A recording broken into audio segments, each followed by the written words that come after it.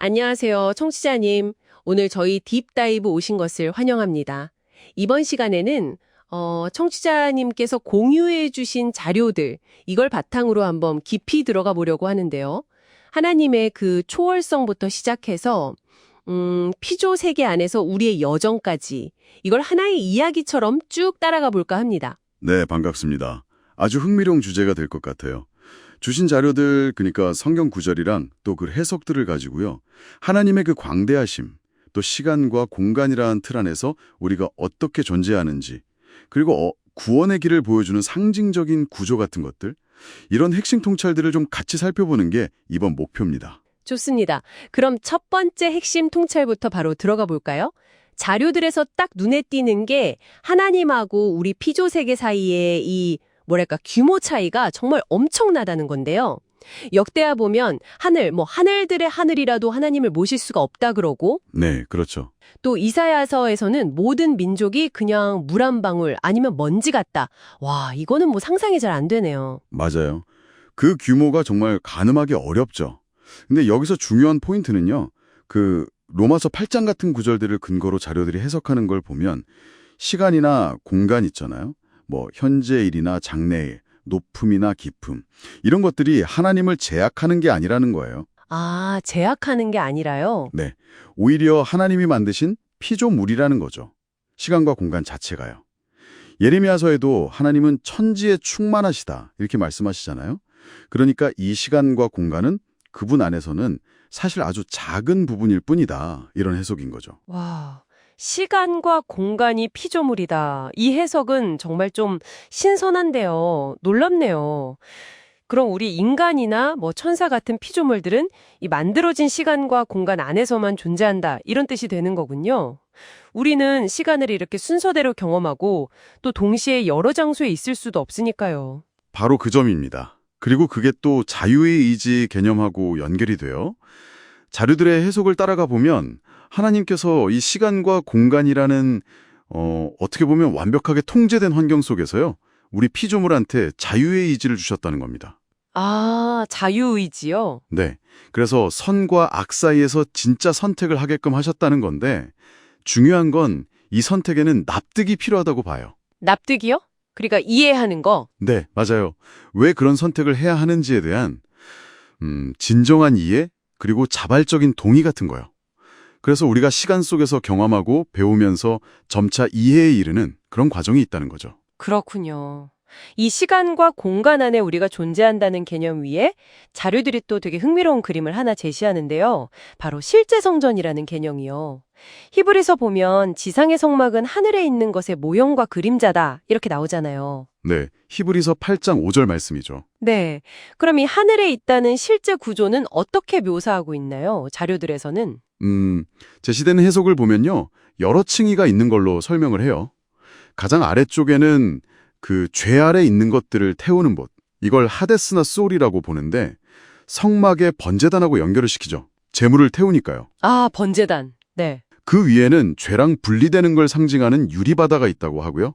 이건 물두멍이나 아니면 출애굽 때 홍해 건넌 사건하고 연결짓는 해석이 있고요. 아, 물두멍, 홍해. 계시록에 나오는 그 유리바다군요. 네, 맞습니다. 계시록 4장이나 15장 같은 구절들을 근거로 들어요.